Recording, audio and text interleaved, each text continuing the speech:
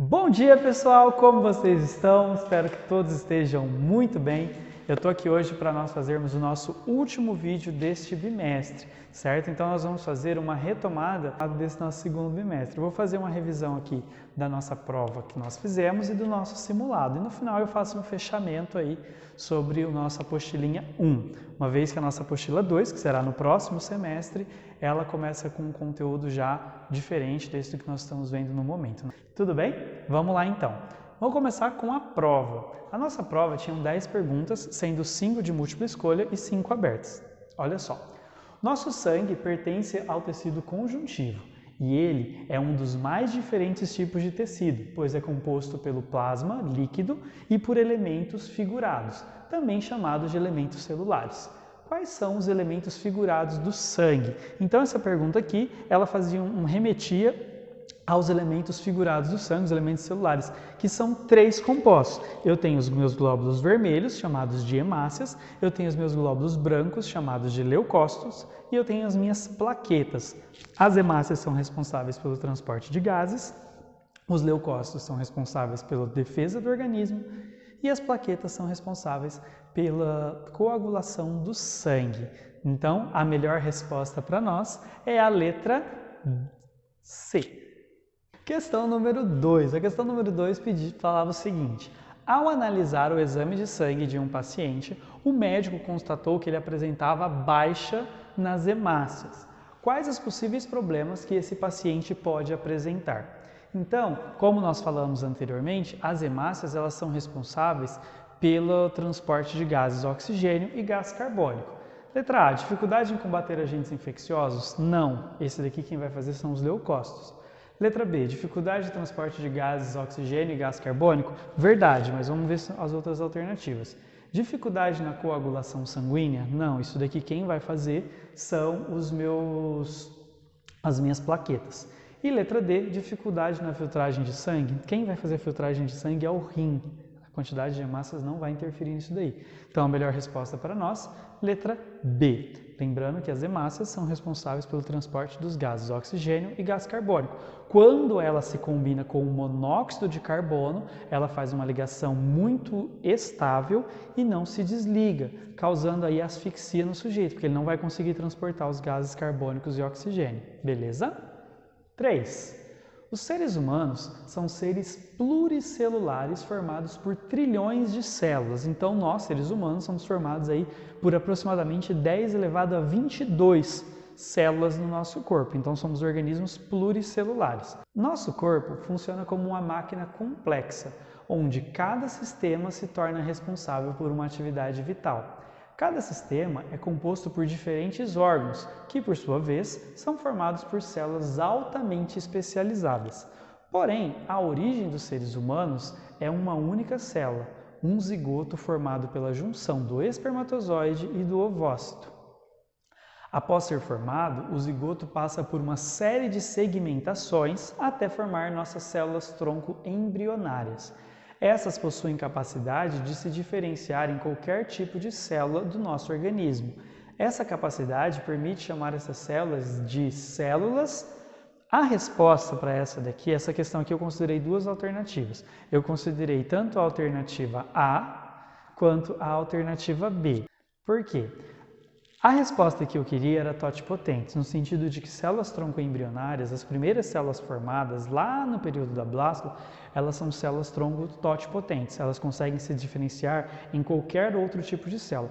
Porém, algumas células, as células pluripotentes, elas também são embrionárias. Então, como houve muita essa confusão aí, eu considerei as 2 alternativas. Então, tanto a letra A quanto a letra B responde corretamente essa nossa questão. Células multipotentes já são células mais diferenciadas, são aquelas células que nós temos já quando adultos. E células megapotentes não existem. Número 4. As células podem se dividir por meio da mitose e da meiose. Sobre a meiose, assinale a incorreta. Então, na mitose, nós temos uma célula se dividindo em 2 idênticas. Aqui nesse processo da mitose, essas células idênticas formadas, elas são utilizadas para crescimento de número de células, para regeneração de tecidos, para crescimento nos seres humanos para altura e apenas em organismos unicelulares para reprodução. Já a meiose, ela é quando uma célula dá origem a 4 células com metade da quantidade de cromossomos. Neste caso, são utilizados para a formação dos gametas. Então, sobre a meiose, é incorreto afirmar. Na meiose são formadas 4 células filhas. Isso é verdade, a meiose forma 4 células filhas. A meiose observa-se a formação de células filhas com metade no número de cromossomos das células mães. Verdade, a meiose nós formamos células haploides, ou seja, células com N cromossomos, enquanto as nossas células normais são 2 Ns. 2 divisões celulares são observadas na meiose? Verdade, eu tenho a meiose 1 e a meiose 2. A meiose 1 eu vou ter um processo de divisão, seguido da meiose 2 um outro processo de divisão. Na prófase 2 da meiose pode ser observado o crossing over. Essa daqui é a nossa alternativa incorreta. Por quê? O crossing over ele é observado na prófase 1. Na primeira fase da meiose é onde os meus gametas vão sofrer aquela permuta gênica. Então a nossa resposta é a letra D, certo? 5. Ao final dos processos de divisão celular, tanto na mitose quanto na meiose, verifica-se uma etapa conhecida como citocinese. Essa daqui teve bastante gente que errou. A citocinese ela ocorre posterior ao processo de divisão do material genético. Cito vem de célula, cinese vem de divisão. Então, citocinese é a divisão da célula em si, é a divisão do material citoplasmático. Vamos olhar as respostas. A duplicação do material genético, isso daqui acontece na intérfase. O descondensamento dos cromossomos, isso daqui acontece na telófase da mitose. O pareamento dos cromossomos na placa metafásica, isso daqui acontece na metáfase. A divisão do citoplasma, essa é a nossa resposta. Tá? Então, a divisão do citoplasma, a citocinese, ela ocorre no final da telófase. Lembra lá que eu falei que a mitose é dividida em 4 fases? Prófase, metáfase, anáfase e telófase. Prófase é a primeira fase, o núcleo se desconstrói, duplica-se os centríolos. Metáfase, os cromossomos são colocados no meio da célula, na placa equatorial. Anáfase, os cromossomos são puxados dessa placa equatorial para a região dos polos das células. E na telófase, os cromossomos começam a ser descondensados, começa-se a formar novamente o núcleo e inicia-se o processo de citocinese, que é a divisão do citoplasma. Agora nós vamos para as questões abertas. Eram 5 questões abertas também. A primeira pergunta era uma pergunta bem simples. Quais as principais diferenças entre soro e vacina? As respostas foram ótimas, principalmente aquelas que copiaram na internet sem ler nada, mas tudo bem. Vamos lá. O soro, ele tem um efeito imediato no sujeito. Nós utilizamos um soro em casos de emergência. Por quê? No soro, eu estou utilizando anticorpos prontos para aquele determinado antígeno. Eu não tenho tempo para esperar o organismo reagir. Então, eu aplico o soro instantaneamente, que são anticorpos prontos já contra aquele antígeno, específicos para aquele antígeno. Ele não proporciona a criação de memória imune, ou seja, ele não vai proporcionar para o sujeito a formação de células, ele não vai proporcionar ao sujeito a formação de células de memória, que é o IgG, o IgM, que as pessoas que copiaram na internet e colocaram lá. IgG, IgM, os IG são as imunoglobulinas, tá? Essas são os meus anticorpos. Então, ele não proporciona a formação desses anticorpos. Se eu fizer um teste sorológico num sujeito, ele não vai apresentar esses anticorpos, porque ele é utilizado e já é descartado do nosso organismo. Ele não vai proporcionar surgimento de memória imune. Eu uso para emergências. Já a vacina, ela tem um efeito a longo prazo, ela tem um efeito imunizador no sujeito. Eu vou utilizar antígenos atenuados, ou enfraquecidos, ou fragmentados, mas enfim, eu resumi por atenuados. Eu vou utilizar os antígenos incapazes de causarem a doença, incapazes de causarem um determinado problema, um sintoma no sujeito, e eu vou proporcionar a criação de memória imune. Eu vou proporcionar ao sujeito se tornar imune contra aquele antígeno. Então, quando ele entra em contato por uma segunda, uma terceira, uma quarta vez, ele vai desencadear uma resposta secundária, que é muito mais rápida e mais eficiente. Na questão 7, ele diz o seguinte: com base na análise do gráfico abaixo, diferencie resposta imune primária e resposta secundária. Então, nós temos um gráfico aqui, esse gráfico eu tirei da apostila de vocês. nós temos um gráfico aqui que mostra que um primeiro contato com o antígeno A, ele demorou aí demorou 2 semanas para conseguir ter uma produção de anticorpos decente e depois ele tem uma queda.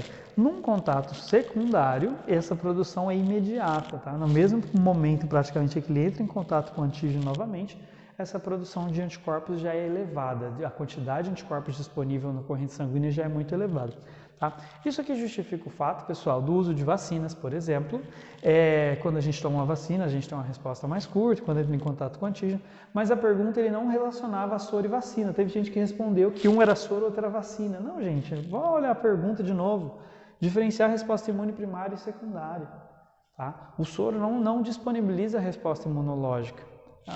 Outra coisa, isso aqui justifica também o fato de alguns testes contra o Covid-19 serem detectados apenas quando o sujeito já tem mais de 10 dias de sintoma, tá? Porque a presença do IgG e do IgM no sujeito, que é o teste sorológico, ele só vai apontar se o sujeito tiver mais de 10 dias, 2 semanas aí de infecção, porque é o tempo que o nosso organismo demora para a produção desses anticorpos. Então vamos lá, a resposta imune primária ela é lenta e com baixa produção de anticorpos. É um primeiro contato que eu estou tendo com o antígeno. Já a resposta imune secundária, ela é extremamente rápida e com alta produção de anticorpos. Então, ela é instantânea a quantidade de anticorpos produzidos justamente para eu conseguir combater aquele micro-organismo de forma mais rápida e de forma mais eficiente. Tá? Para você que colocou lá na resposta que o IgG é maior em um, o IgM é menor na outra, com taxa de 0,2, gente, é isso errado e, né? Vamos tomar cuidado com as respostas que a gente coloca aí. Vamos ler bem a pergunta para nós formularmos bem as nossas respostas, tá? Na próxima questão, estou cheio de desafinetada hoje, né? Questão número 8 diz o seguinte: na década de 1990, células do cordão umbilical de recém-nascidos humanos começaram a ser guardadas em criopreservação, ou seja, preservadas no frio. Criopreservação é quando a gente congela para preservar essas células aí por um tempo maior, uma vez que apresentam alto potencial terapêutico em consequência de suas características peculiares. O poder terapêutico dessas células baseia-se em sua capacidade de diferenciação em células especializadas, podendo ser utilizadas como tratamento terapêutico futuro pelo próprio indivíduo. Quais as vantagens do uso dessas células pelo sujeito que irá receber o transplante? A maior parte de vocês respondeu que as células do cordão umbilical são células tronco com alto poder terapêutico e tudo mais. Só que a pergunta era as vantagens do uso pelo sujeito que irá receber. Tá? Legal, considerei que você colocou que as células do umbigo são células tronco, porque de fato são, tá? Só que a maior vantagem disso é que eu não tenho a necessidade de buscar um doador compatível. Por quê? As células são minhas, tá? O Carlos congelou as células do cordão umbilical. O Carlos precisa de células tronco, o Carlos tem as células do Carlos. Então eu não preciso correr atrás de um compatível. Eu posso simplesmente recorrer a esse laboratório que está armazenando essas minhas células e falar: olha, laboratório, eu preciso das minhas células agora. Dá para disponibilizar aí? Eles vão disponibilizar essas células e eu vou fazer o meu tratamento, a minha terapia necessária aí com essas células tronco. Lado positivo, eu não tenho necessidade de procurar um doador compatível. Lado negativo, existem custos para isso. Existe uma manutenção desses bancos de armazenamento de células tronco, então ainda não é um procedimento barato. Tudo bem? Então a nossa resposta resumida aqui: não há necessidade de procurar por doadores compatíveis, uma vez que as células a serem inseridas pertencem ao próprio indivíduo. Ok? Questão número 9 para a gente. Questão número 9 foi uma questãozinha que deu problema aí, porque a imagem não carregou no plural, tá? Mas vocês vão ver que a imagem é um mero detalhe para a pergunta. Por quê? Observe a figura e responda. A figura mostra o crossing over. Ele ocorre na mitose ou na meiose? Em que fase? Qual a sua importância?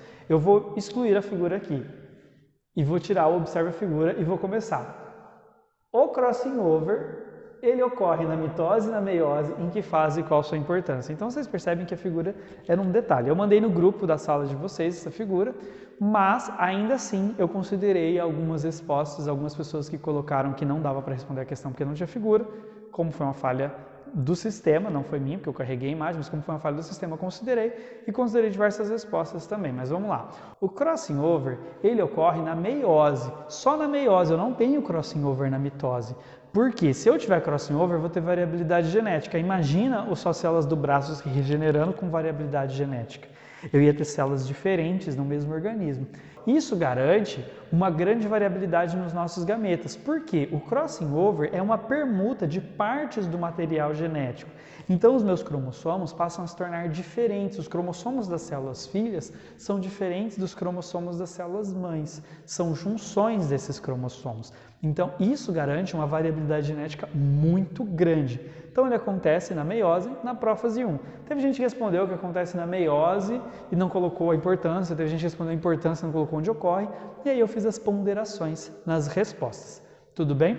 Por fim, a nossa questão 10 da prova é uma relação do câncer com a divisão celular. A questão que eu tirei da apostila é essa. Então, assim, você fala, essa questão era muito difícil, era a questão mais difícil da prova. Essa questão está na apostila. Tá? O câncer é definido como um processo patológico em que ocorre a divisão descontrolada e desorganizada de células, por meio da alteração do metabolismo celular. Várias são as causas por divisão celular descontrolada.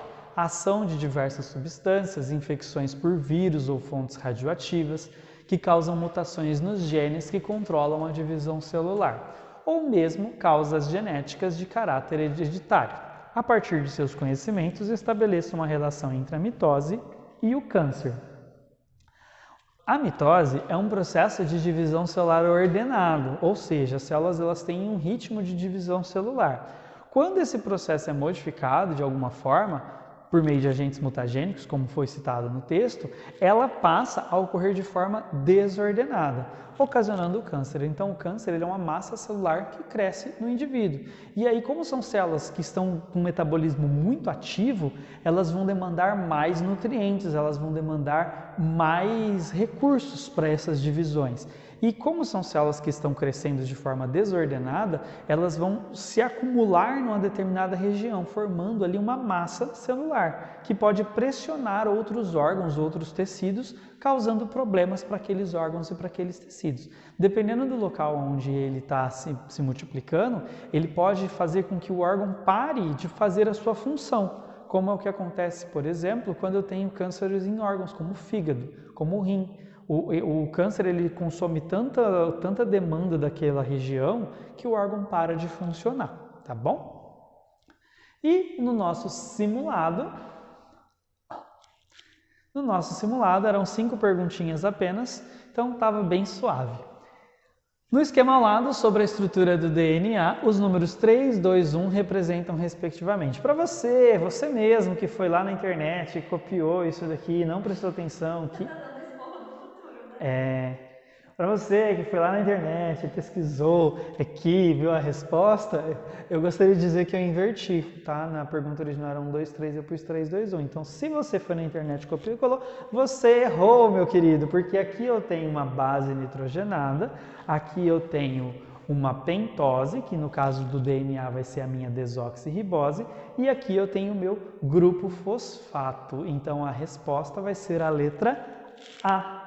E não a letra C. Se você foi lá e copiou da internet, você marcou a C e errou. E aí, no caso, agora é a letra A. Sou mal. Na 2, diz o seguinte: se o total de bases nitrogenadas de uma sequência de DNA de fita dupla é igual a 480 e nela existem 30% de adenina, o número de moléculas de adenina, guanina, timina e citosina será, vamos lá. Se 480 é o meu valor total, 30% desse valor total equivale a 144. Então, dessas 480, 144 são adenina. O número de adenina é igual ao número de timina, então vai ser 144 também. Então, eu tenho aí 288. Se eu tirar 288 de 480, eu vou ficar com 192. 192 é o que sobra de base nitrogenada, e aí eu tenho que dividir entre citosina e guanina.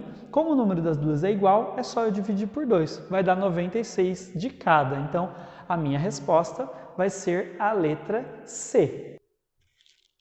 Muito bem, questão número 3. A engenharia genética possibilitou a produção de grande quantidade de insulina por bactérias que receberam o gene humano para esse hormônio. Tal feito só foi possível pelo uso das técnicas, olha só, nós falamos isso no último capítulo, certo? Que a produção de insulina passou a ser nas bactérias graças à modificação do gene dessas bactérias. A essa tecnologia nós chamamos DNA recombinante. Então, a melhor resposta aqui seria a letra B, a tecnologia do DNA recombinante, que consiste em utilizar enzimas de restrição e enzimas de ligação para formar um organismo geneticamente modificado, que é a nossa pergunta número 4. A número 4 diz o seguinte: organismos geneticamente modificados, ou OGMs, são organismos que receberam genes de outras espécies em seu material genético, expressando assim características diferentes. Essa técnica é muito utilizada na agricultura para a produção de plantas resistentes a pragas, com maior potencial nutricional e maior tempo de conservação, aumentando assim o chamado tempo de prateleira. Essa técnica só é possível graças, então olha só, essa técnica de organismos geneticamente modificados, que é o que nós chamamos de tecnologia do DNA recombinante, ela é possível graças à variedade de plantas serem favoráveis? Não. Potencial dos genes de serem facilmente manipulados, podendo facilmente serem introduzidos em qualquer espécie. Gente, facilmente é uma palavra meio complicada. Aqui demanda uma série de estudos, uma série de enzimas, uma série de procedimentos. Uso de tecnologias de transporte do DNA com o uso de vírus. Isso aqui, gente, é terapia gênica. E, por fim, uso de enzimas de restrição e de enzimas de ligação do DNA, formando o DNA recombinante. Essa resposta aqui é a nossa resposta mais completa, então a alternativa D. E por fim, nossa última perguntinha aí para nós finalizarmos esse vídeo. Na terapia gênica são utilizados bactérias com o DNA recombinante para inserção de novos genes? B. Vírus como vetores para inserção de novos genes? C. Enzimas de restrição e enzimas de ligação para inserção de novos genes? E D. Células-tronco para a inserção de genes e células saudáveis no local? Gente, terapia gênica é aquela que nós fazemos a inserção por meio de vírus, tá? Então, a melhor resposta para nós é a letra B. Por que o vírus é utilizado? Porque ele tem um potencial de causar alteração no material genético daquele local. Então, eu insiro um gene, lógico, a formação desse vírus é por meio de DNA recombinante. Só que eu não estou inserindo por meio de enzimas diretamente, de bactérias e nem de células-tronco. Nesse caso da terapia gênica aqui, nós estamos utilizando, lembra lá que eu posso inocular o vírus no local e aí ele vai fazer a mutação nas células, ou eu posso inocular o vírus ex vivo nas células e depois inocular aquelas células no sujeito, tá? Mas de toda forma, o meu agente vetor que vai carregar esse meu DNA alterado vai ser o vírus. Beleza, pessoal? Olha só. Sobre os nossos exercícios, era isso que eu tinha que falar com vocês. Vamos pensar aqui comigo rapidinho sobre como fechar esse nosso material de uma forma que a gente consiga entender o começo dele, todo o caminho que ele fez. Nós começamos esse semestre falando sobre método científico, sobre a importância da criação de métodos, sobre a experimentação, sobre o levantamento de hipóteses, sobre soluções. Depois nós falamos um pouco sobre os genes, sobre como esses genes eles causam alterações no sujeito, como eles expressam isso no sujeito. Depois nós fomos mais dentro dos genes ainda e falamos como nós podemos modificar esses genes por meio da tecnologia do DNA recombinante. E aí nós falamos do potencial que as células-tronco possuem e o potencial desses organismos geneticamente modificados na nossa vida. Então percebam essa linearidade com que nós viemos trabalhando. Tudo isso só foi possível, todas essas técnicas que nós temos hoje de DNA recombinante, de células-tronco, de organismos geneticamente modificados, de terapia gênica, elas só foram possíveis porque eu tive toda uma ideia de método científico por trás. Eu tive toda uma equipe preparando hipóteses, levantando hipóteses, testando, experimentando e chegando a diversas conclusões. E assim a ciência vai caminhando, um pouco de cada vez. Os avanços que nós tivemos até o momento, eles vão servir de base para os próximos avanços que virão. Beleza, pessoal? Eu gostaria de deixar um grande abraço para vocês, desejar uma ótimas férias, um grande abraço e até a próxima!